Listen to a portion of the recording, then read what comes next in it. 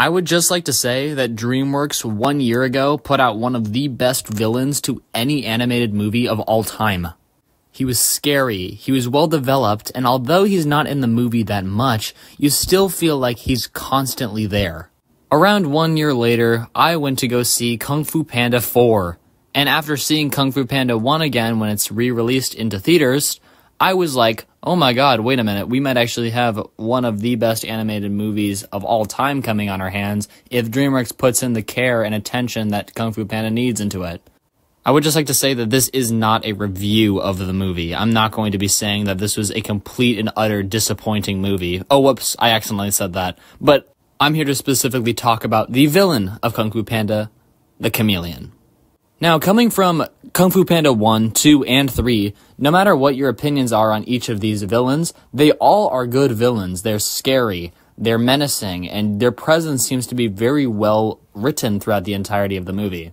And although that you do not spend as much time with the villain as much, you do actually get to know a lot about them through Po and his connections with them.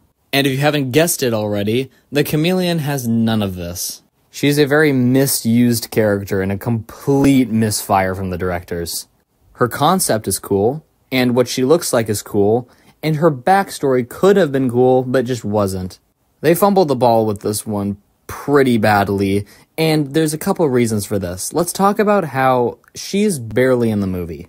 And let me be real, Death from Puss in Boots: The Last Wish is not in the movie that much. There's probably a good, 7 minutes of him being on screen, actually. But the thing is that because of his whistle, you feel like he's a part of the movie much more, because he's actually attached to Puss, basically from the start of the movie to the end. And the funny thing about the Chameleon is that she's probably in the movie for, a total of 5 scenes. To be generous, honestly. She is barely in this movie, and they don't even take the time out of the entire movie, which is an hour 30 minutes, and they have also a side story for some reason that they definitely did not need, because they can have put 10 more minutes at least with the Chameleon, and they do not develop her whatsoever. There is no driving force with the Chameleon. If I'm going to be completely honest, spoiler alert, I 100% knew that Shen was somewhat connected to the Chameleon. And is it because the script was bad, or is it because Awkwafina is bad? And I say yes. But that's a little off topic.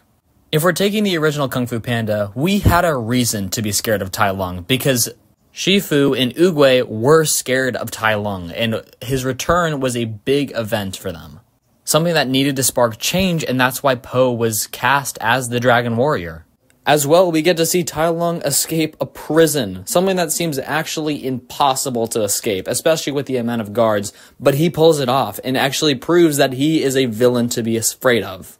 The thing about the Chameleon is that there's a dinner party, probably 30 minutes into the movie, where we get introduced to her, that she's just, hiding among them. Then she throws one of them down the stairs.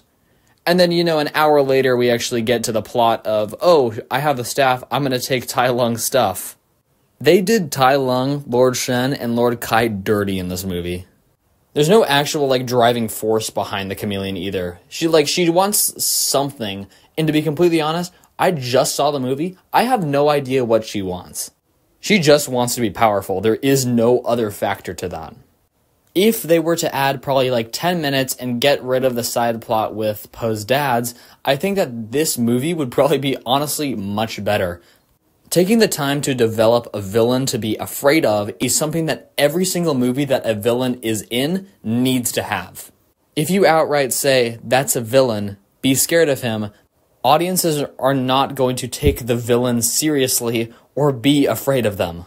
There is absolutely no reason in all of Kung Fu Panda 4, even during the final battle, to be afraid of the Chameleon.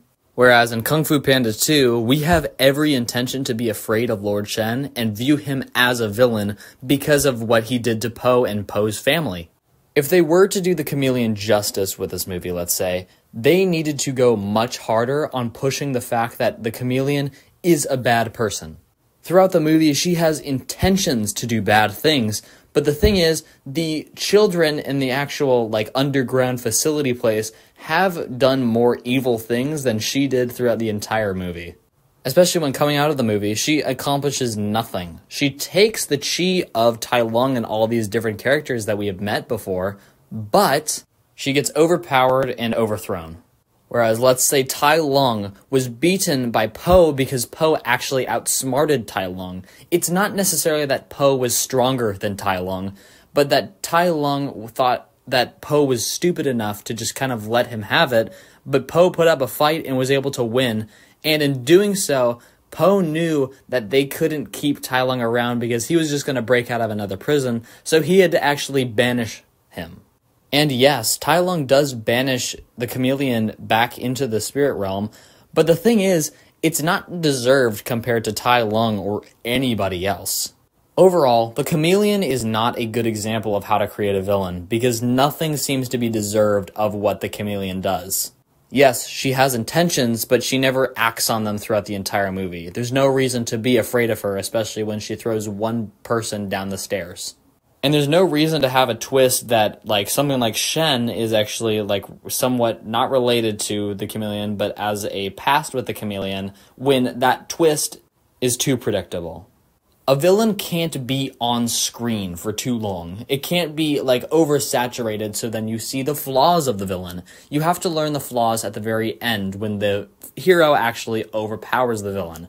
But when the villain is doing less and her guards are doing more, then there's nothing to really be afraid of the actual villain, and why not just be afraid of the guards?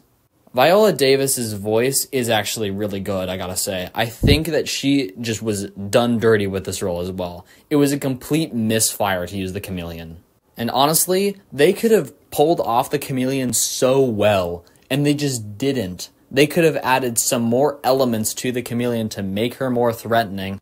Show that maybe, like, she's enslaved the city that she owns, or something actually evil that she does throughout the entire movie to make the audience afraid of her. Give the audience a villain that deserves to be a villain, and not just a villain that is trying to be a villain but is just not succeeding. Thanks for watching. I'm Enchanted.